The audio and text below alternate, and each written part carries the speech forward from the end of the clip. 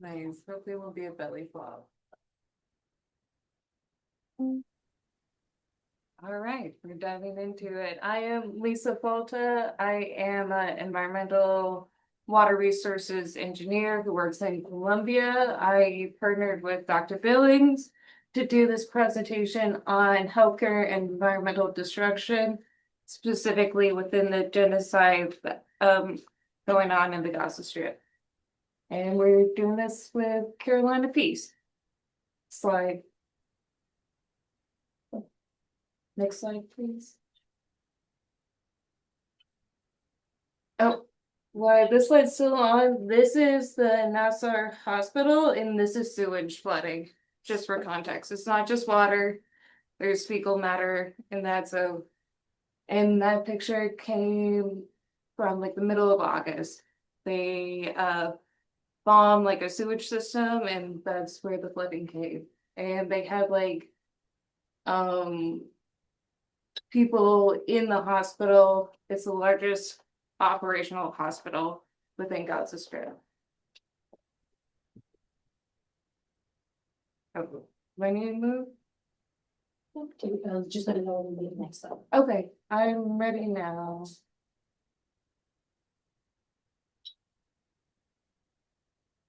Thank you. So just a little background, there's been a long history of oppression in terms of the Gaza Strip and West Bank, starting with the creation of the State of Israel in 1948 from original British rule. You had the first Nakba, in which hundreds of thousands of Palestinians became refugees. And then we all know that October 7th, 2023, 1,000 or so Israelis died, but since then we know that over 100, not 100, 64,000 people have died, and over 164,000 people have been injured. Of course, these numbers aren't final. More people are under rubble or might die indirectly from the violence. I put up the definition of genocide. The UN recently came out and said what's going on within Gaza counts as genocide. You can see the different categories that falls underneath that: killing members of the group, serious or mental harm, deliberately inflicting poor conditions of life, preventing births, and transferring children. What's going on top of just like the violence, the airstrikes, is that they are intentionally targeting healthcare systems and the environment, civilian infrastructure. And this is going to cause a public health problem that's not just now, but even if there's a ceasefire today, it's going to last decades to resolve this. Slide, please. So that previous definition came from the Roman statute from the International Court of Justice or Criminal Court, one of them. And people are wanting to add a secondary crime against peace, which is genocide, which would be ecocide. It's not a complete legal standalone thing yet. But in 2021, a panel of experts proposed this definition to be added to the Rome Statute, which is the unlawful wanton acts committed with knowledge that there is a substantial likelihood of severe and either widespread or long-term damage to the environment being caused by those acts. That makes you wonder, why do we care what happens to the environment if there's a genocide going on?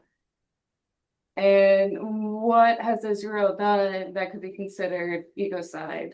Slide, please. Very simple. This almost felt too simple writing it, but I bring it up a good bit at work that we are a part in nature. I think in this country, we kind of think we're like separate standalone entities, especially with our built world and infrastructure. But if the environment is not healthy, we are not doing well as people. So acts against the environment will lead to human suffering. And this is a really cool picture of just showing like the connection between the land and the indigenous Palestinian people and how it's kind of being damaged by Israel. Slide, please. And here's the fun nitty-gritty slide. Bear with me as I go through this, but here are three main examples of ecocide and kind of the environmental public health components of each of these three items. So even before October 7th, Israel was kind of known for spraying herbicide on like borderland regions and farms and attacking the environment that way and cutting down trees in the West Bank. Since then, I believe half of the agricultural properties and farms, orchards have been cut down within 6 months of October 23. This impacts people because they're less resilient against starvation. You're not growing your food, you're not making money from selling the food. There's also a major cultural importance of like being tied to the land, the olive trees, and that history and connection is being erased. Also, Israel has been targeting civilian infrastructure. I highlighted water and wastewater infrastructure specifically, but roads, electrical systems, internet, are trash. There's just piles of trash coming up, and that also poses a public health concern, but specifically with water and wastewater, over 70% of the sewer pumps and all the wastewater treatment plants within Gaza have been destroyed. And the major desalination plant was last working at 15% capacity, and over half of the water storage tanks within Gaza have been destroyed. So you have sewage everywhere and no or very limited drinking water. So this is the sanitation crisis. As a result, you have pollution. So like the environmental impacts would be fish kills, more nitrogen and phosphorus leaking into the water from the human waste, higher levels of E. coli. This can also cause like algal blooms and fish kills. I probably said that already. But on the human side of like the sheer lack of sanitation, you have skin disease, respiratory diseases, diarrheal diseases, paralytic ones like polio made a comeback within the Gaza Strip for this reason. So just imagine being one homeless but dealing with scabies and diarrhea at the same time is just an excruciating idea. And then finally, the bombs, airstrikes, white phosphorus usage, and the resulting smoke and rubble pose a major public health and environmental health concern. So white phosphorus obviously causes burns and irritation, but it can contaminate the soil and land for a very long time. It just stays there, and that can kill animals and plants.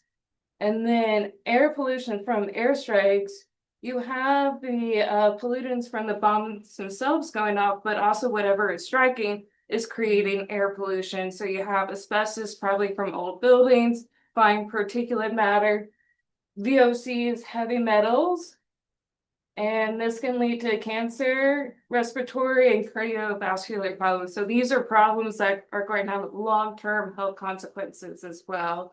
And not to mention that making of these weapons and dropping them has a considerably large carbon footprint, but that result is not just going to target the Gaza Strip. That's going to be a more widespread global impact. But that is my spiel. I'm going to hand it off to Dr. Billings. And then we'll do questions at the end. Thanks. So, just gonna pause here for a second and say a few things. So why are we doing this event? Lisa and I started talking about, she had sent to a number of us an essay or an op-ed, right, about the issue of ecocide. And it was the first time that I had heard of it. And it immediately made me think about, right, that we all have our windows that help us to understand things. My work for many years has been in public health with a focus on reproductive health and a focus specifically on maternal and child health. So my window, those are my windows. And so I thought, wouldn't it be important and both of these are important issues to be discussing. So I hope that this gets opened up to more of a discussion as we present some basic issues and then talk about what do we do, right? How do we even process this information? Because I think that, I know even in just preparing for tonight, I've been at the protests, I've read, I've seen videos, but when you sit down and you go deeper and you have to sort of reflect more deeply, sit with your own thoughts and reach out to some friends who know much better than I do. I will say I am not an expert in the region. My work has been traditionally in Latin America.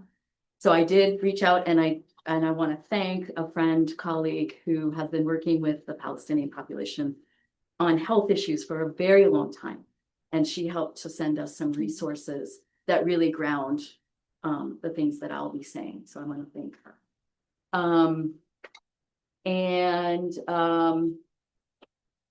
Yeah, it's been very emotional to actually even prepare this. And I think I delayed a bit because I was just sort of dealing with my own emotions in part as a human being, in part as a public health professional, in part as a mom, right? And really thinking about these experiences, through those identities. So yeah, Tyler, if you could go to the next one.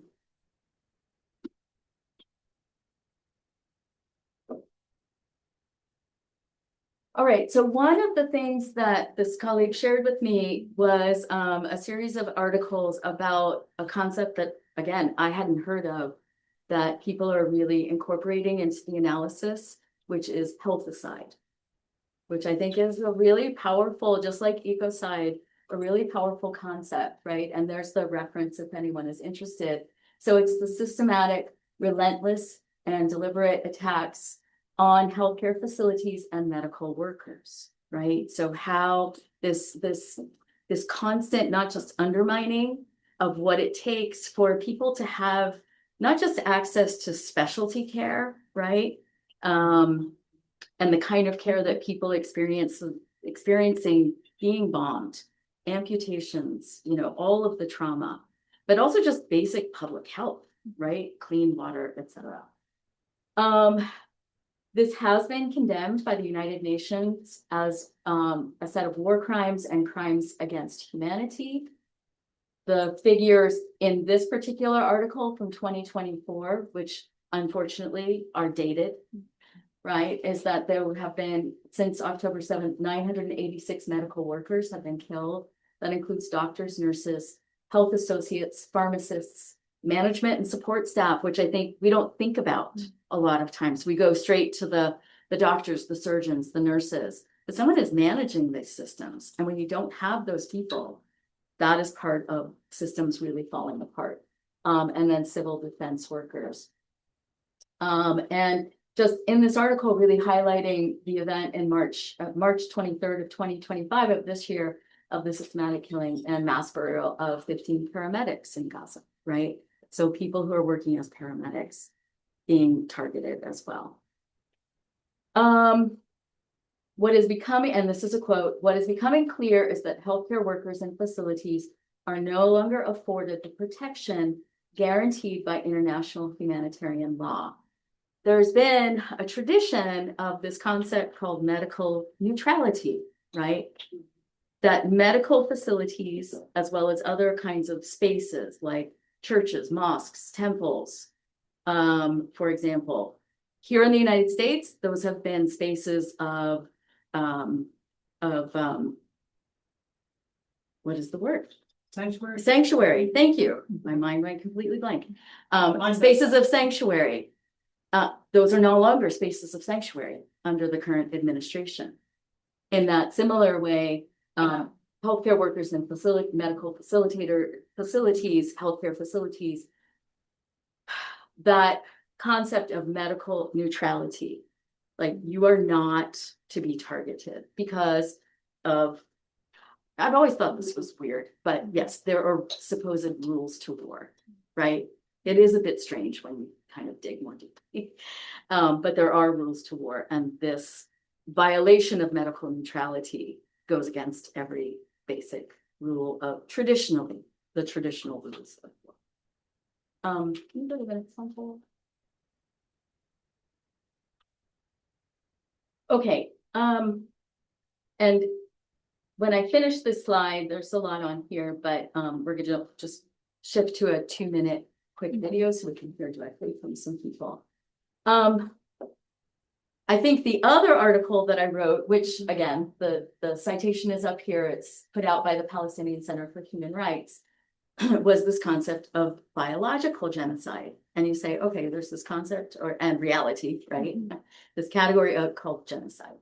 But what is biological genocide? It's a real honing in on systematic acts that prevent births and amount to an act of genocide because it's aimed at eliminating a whole generation and erasing the future of the entire, in this case, Palestinian people. And that just really spoke to me because, again, the work that I have done for the past, 35 years focuses on how to not be pregnant when you don't want to be, but how to have a healthy pregnancy if you want to be, and how to have, a good birth and healthy babies, healthy next generation. And a lot of the things, all of the things that Lisa's been, outlined in the first part of this presentation lend to this reality of biological genocide, right? From January through June 2025, there were 17,000 deliveries. That's a 41% decline in the Gaza birth rate over the past 3 years, not 5 years, 3 years. There were documented, right, 2,600 miscarriages and fetal deaths, 21 newborn deaths on day 1 postpartum, 2,535 babies admitted to neonatal incubators. And again, when we think about the status and the conditions of health care and the facilities, you need electricity to run incubators. You need people who know how to run them, right? So you need that staff. You need sanitary conditions. And in preparing for this, there were so many videos that I reviewed, and there wasn't a single one where there was just one baby in an incubator. And when you think about the vulnerability of a newborn who is premature, they need very sterile conditions. But there were 3, 5, 6 babies in one, I have chills as I'm saying it, in one incubator, meant for one baby. 1,600 babies born underweight and 1,460 premature deliveries, which we know being born underweight and or premature, and often those, are linked, are main causes of developmental issues and illness and death for babies. I mean, they're just incredibly vulnerable little beings. They are. What contributes to all of this? Lisa mentioned the white phosphorus from bombing, no protection, access to healthcare is rare and dangerous even. I mean, what are the spaces that we keep being told again and again? This is a Hamas operating site. Bomb the hospital. There are tunnels underneath. It's just relentless, such that the healthcare system has been completely destroyed. Banning the entry of medical supplies. I mean, you can only work for so long with so little, right? We know of places like Cuba where there's been, a blockade for over 50 years. They've been very creative with very little, but they're not being actively bombed every single day. And they have a pretty well-functioning healthcare system despite the blockade that US has placed. Overcrowding. I mean, people are living in spaces that are hospitals that are meant, again, to be sterile, where people are, and in this case, pregnant women. It's not that they're just coming in sick. They're coming in with all kinds of, horrible wounds and that lead to infection, et cetera, et cetera. So fuel shortages leading to power outages, which again, not just affect the neonatal incubators, but all kinds of care. Imagine, if you have ever been pregnant, and especially if you've carried that pregnancy to term and had it, and maybe needed a C-section, to not have any power during that procedure so that there's at least light so that the person performing the C-section can see what they're doing. It's hard. It really is hard to imagine, right? Infectious diseases, and then starvation. I mean, issues of not just malnutrition, but starvation and the impact that has on a pregnant woman, her strength, her ability to maintain the pregnancy. If the baby is born, the ability to breastfeed, the ability to sustain, not just, after the baby, one life, but 2 or 3. I mean, there were videos that I looked up where women were pregnant with triplets, quadruplets. So I do want to turn just to this quick 2-minute video about pregnancy and childbirth in Gaza, because I think that I can say a lot of things, but I think it's really powerful to hear directly from people. So, yeah, if you could turn to that. And when you share, Clara, this, make sure that you hit that little box with the sound.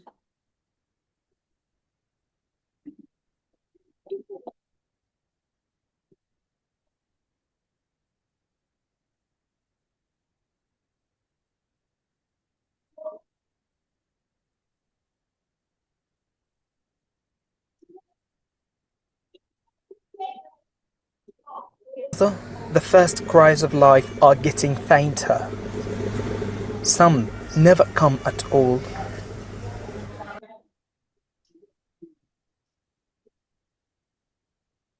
Thanks for your patience, everybody. This is In Gaza, the first cries of life. I think you have to stop sharing the PowerPoint.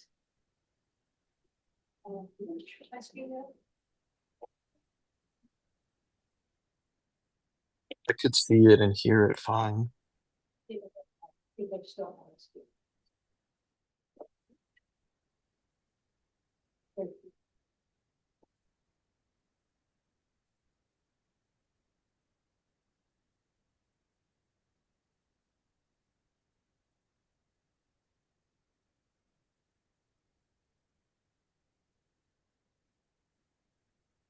Well, don't forget there's food over here. Everybody's welcome. Yes. This light colored pimento cheese is very spicy.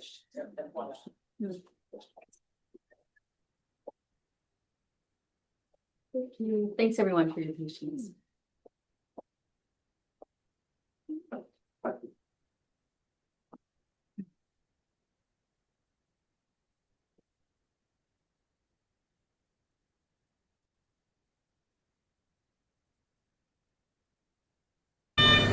In Gaza, the first cries of life are getting fainter.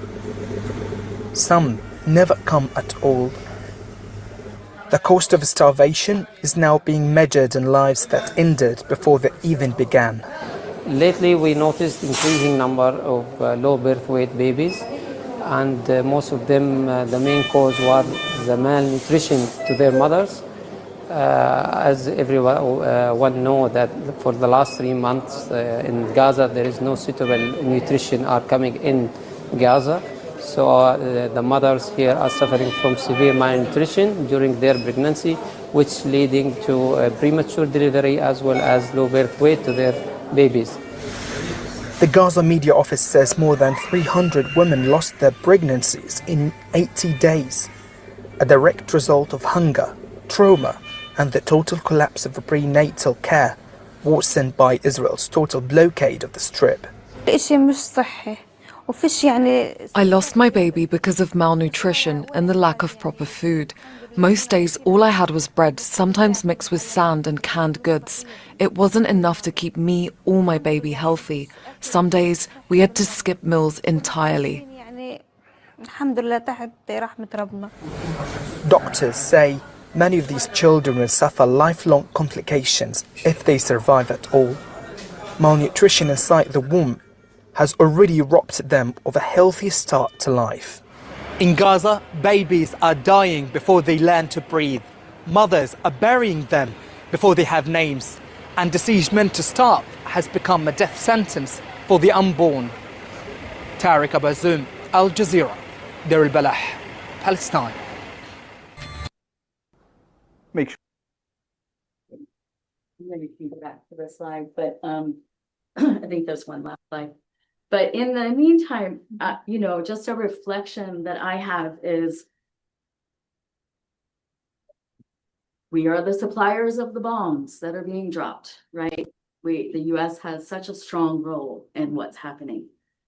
And yet we're in a time of ultra-right discourse about life, right? Banning abortion. Here in South Carolina, October 1st, there's a bill that's being proposed to ban abortion, ban forms of birth control, ban certain forms of IVF, right? All under the guise of life. We hear so much about life.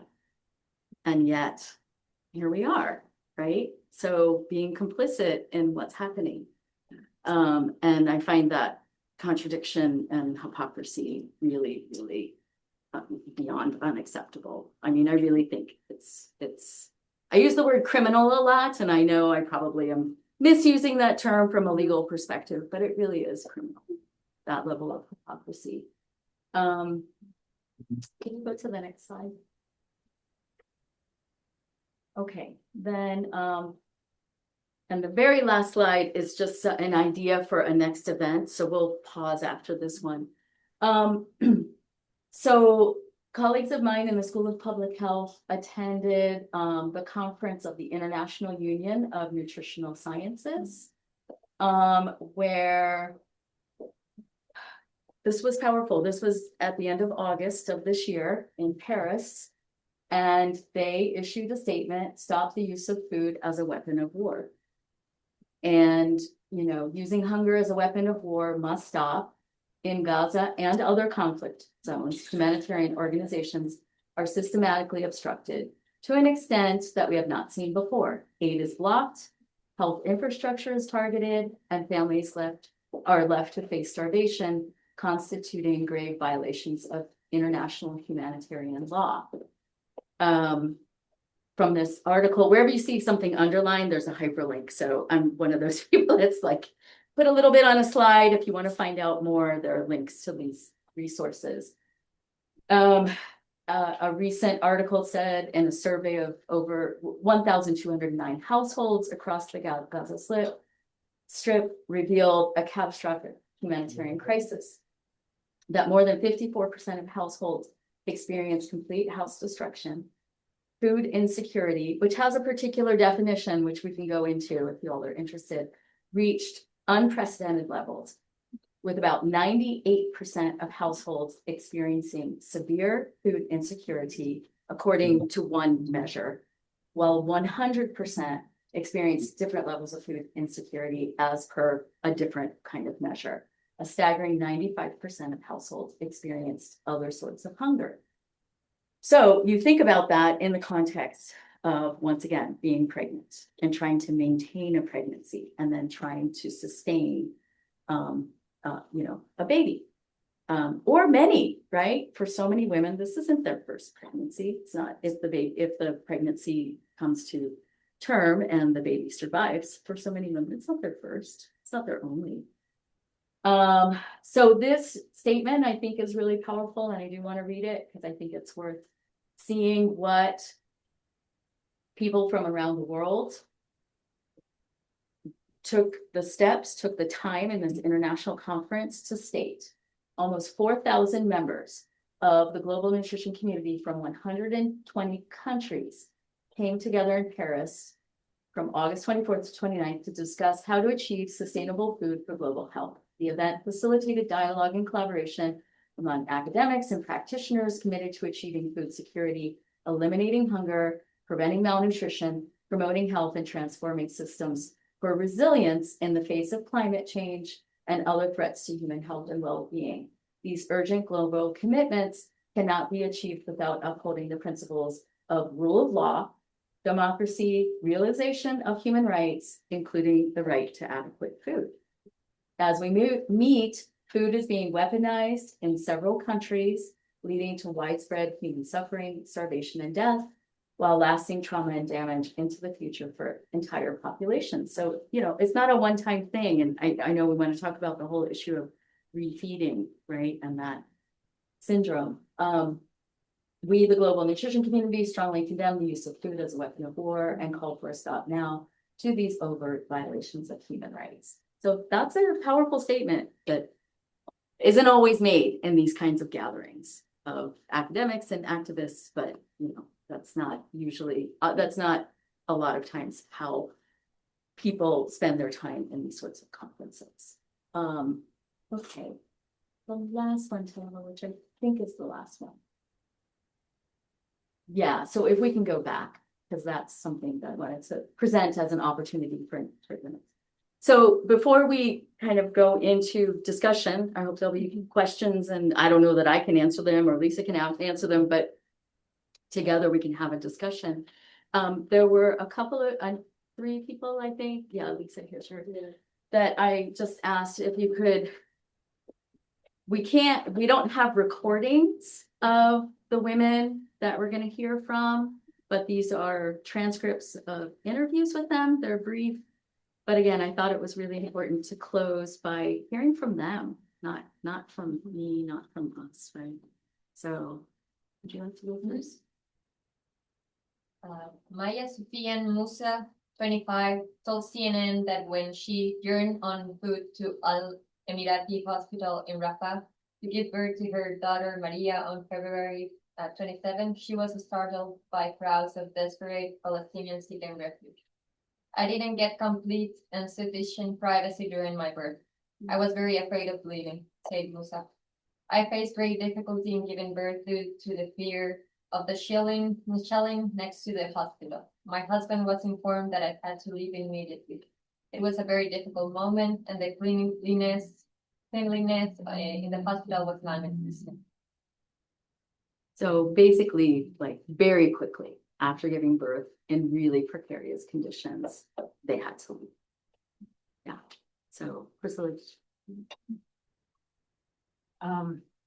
MQ says, with a broken heart after losing her baby girl amid unbearable conditions. On July 1st, 2025, I lost my first baby after a premature delivery and the 35th week of my pregnancy while I was 8 months pregnant. The baby was born with congenital deformities and underdeveloped organs. Her body was too weak, and even her skull was not fully formed.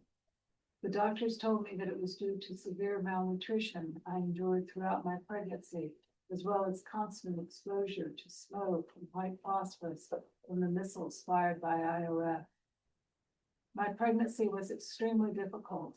I endured repeated kidney colic and other complications, yet I had no access to proper medical care.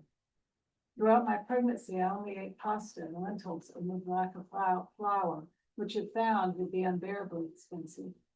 While I was 6 months pregnant and after doing a fetal ultrasound, I was told that my baby suffered congenital deformities.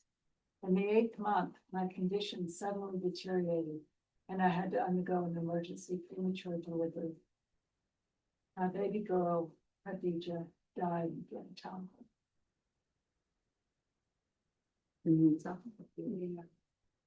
I was just trying to read. Oh, here.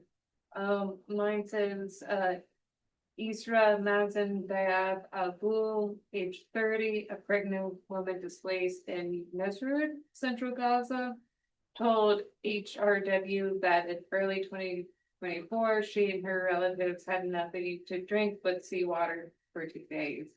I vomited, and this is a quote from her. I vomited and I was worried it would kill the baby.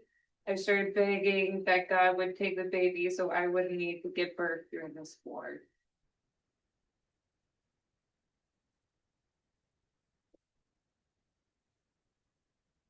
So we can look at numbers. There are a lot of statistics. They keep getting questioned by certain entities. From my perspective, if it's one, it's too many, right? How many times do we say that? But we know it's so many. One or 1,000 or 10,000.